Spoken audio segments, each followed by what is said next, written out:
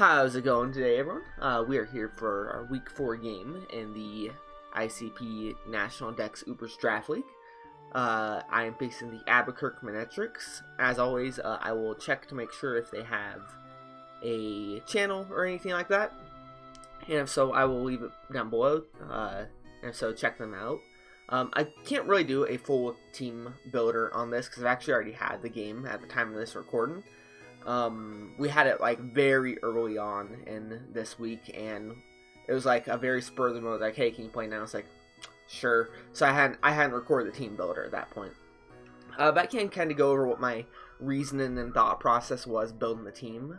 So let me actually, doing this live. Team I'm bringing is Xerneas, Slowking, Dragology, Rotom Heat, a Gligar, and Obstagoon, as you can see on the screen. Sorry, I have to pull up their team real quick just so I can kind of go over what my thought process was going into the game and building. But I know their team was, man, I am blundering this.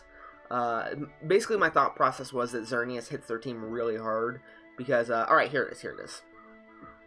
They have Zygarde Complete, Cinderace, Skarmory, Primarina, Umbreon, Shaman, Mega Beedrill, Cofagrigus, Alolan Raichu, and Surfetched. And basically I saw from the start that an offensive Xerneas could really put in some work here. So that's kind of, I was like, I'll bring offensive Xerneas. So the speed I have, again, this is very a while ago, so I don't remember everything. But basically it was to outspeed what it needed to, and I have a Babiri Berry on it. That way I can potentially substitute up on Skarmory while it's going for Iron Head, or potentially even Cinderace if it has Iron Head instead of Gunk Shot. And be able to just hit him really hard with Moonblast and Thunderbolt. And then Thunder Wave is just there because it's Thunder Wave.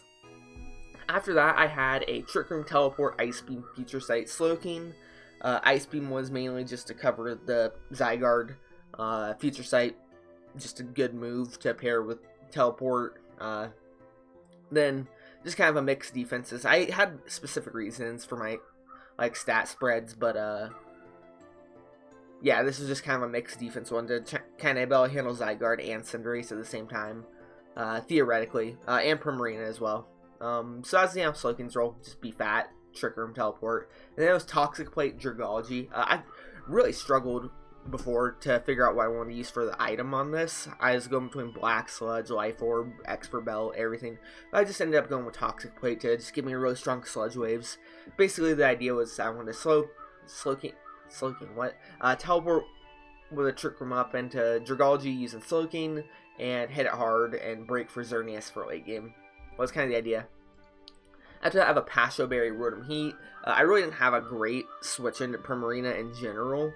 Besides Slowking, obviously, but in Rotom Heat, there wasn't a ton of items I really felt great bringing here. I thought about bringing Heavy Duty Boots, but I was like, I don't know if they'll bring rocks against me, so it's fine. And I was like, Pasho Berry's pretty good, and then it's just a fairly speedy offensive Rotom set, break for Xerneas some more and Dragology some more.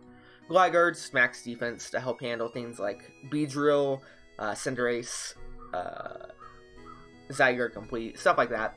Defog, Baton Pass, Roost, Earthquake. And then Obstagoon is max speed to speed tie with one of those. I don't really remember what it is. Because looking at the stats of those, now those should be base 95, right? I don't know. But anyway, just bulk up, knock off, Facade, Obstruct. So let's just jump into the game. Kind of go over. It's, like I said, sorry I didn't have a pre-team builder. We did this battle very early. It's been a week and a half since I actually played it. So starting off the game, I decided to lead with Slowking. Figured I could just get a Teleport or Trick Room off, but they would make a Beedrill, get a U-turn off. It's like, alright, whatever. All good. They go into Primarina, and I switch back into Slowking and take a crit from that Moonblast. So I'm like, alright, well that hurt. Slowking is gonna, since I don't have recovery on this, it's gonna be really hard to keep this healthy, but I get Dragology in. I'm kind of thinking this might be Scarf at that point because it wasn't Specs damage, so I just hit Sludge Wave off and try to go for a slow flip turn, but they Baton Pass out. So I can just go into Rotom here and threaten them with a Discharge or a Will-O-Wisp, either or. They go into Umbreon. I missed the Will-O-Wisp. Unfortunate, but, you know, no big deal. Gligar is a free switch into this, and I can just Baton Pass out afterwards. So, pretty good start. You know, took the crit on Slowking. He's weak, and I'm going to need to try and get him back up if I can.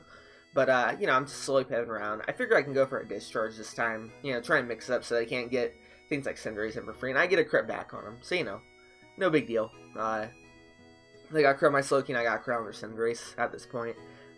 Just going through some more Gligar, slow pivoting with Rotom Heat and Skarmory.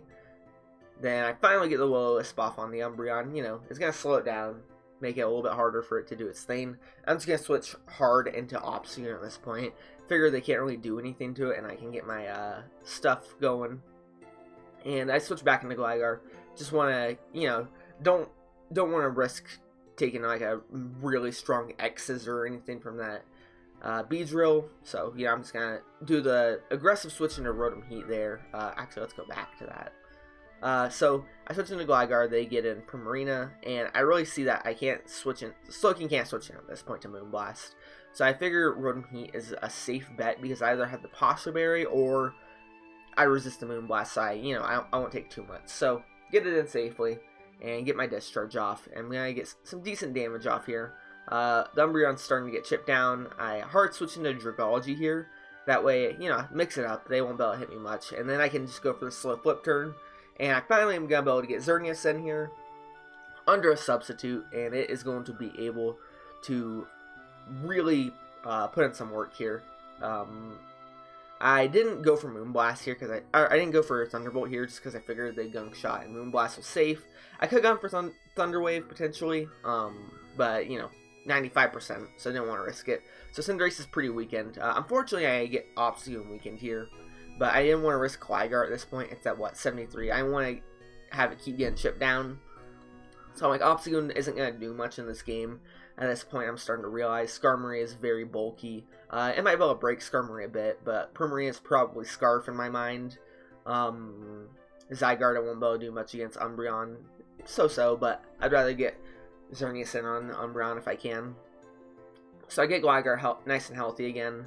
And they're going to defog, or they're going to step rocks. I'm going to get Slowking in and just teleport right back out because I really don't have a play.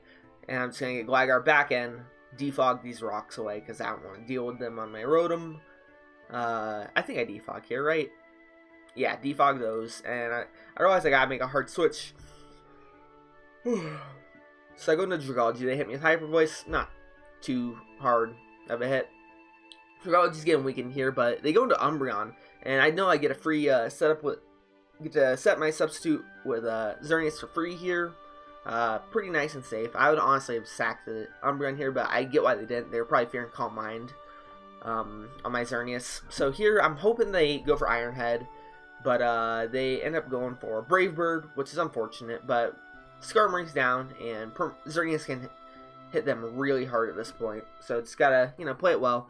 Gligar finally gets knocked off, so those U-turns are gonna hurt even more, but nothing too bad. As long as I keep it healthy. I do get a crit on this Primarina, which is unfortunate, but so mattered potentially. See it come into play later. Xerneas comes back out on the Moonblast, and my Thunderbolt is able to take it out. I'm not sure what their spread was. If they're more bulky, there's a chance that Thunderbolt didn't take it out. However, if not, if they were... Well, they weren't Scarf, so I know that, but if they're like just an offensive set, because I outsped them, is why I know they're not Scarf, unless they're like a really slow Scarf for some reason. But if they're more offensive, which I feel like they were, then Xerneas always took it out with Thunderbolt anyways. So, you know, the crit so mattered, but not a huge extent. I'm going to sack Rotom here, just to let it die, because Xerneas is going to be more valuable for the rest of the fight. Roost up Gligar, and I'm worried this is going to be like sub-Coil or sub-DD, something like that. So I switch hard into Slowking, so I can't allow him to like keep setting up coils. And then I switch into Xerneas. I'm going to be able to get the free Moonblast off here.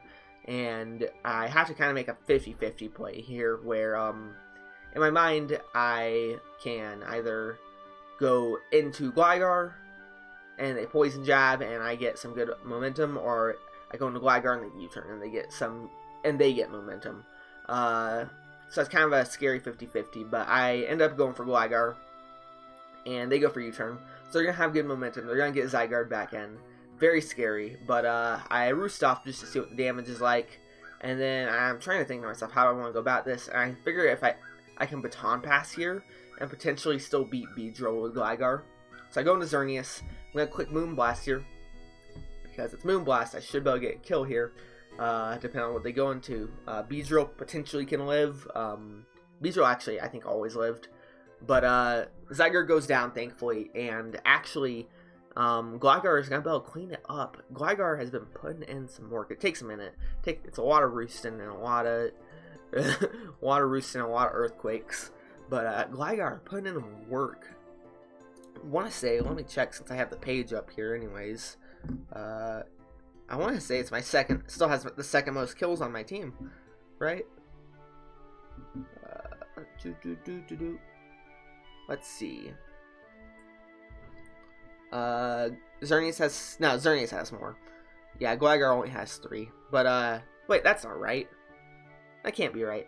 Because I got 2 kills last week and 2 kills this week. I'll have to double check with that. But, yeah, Gligar putting in work. Really good game to them.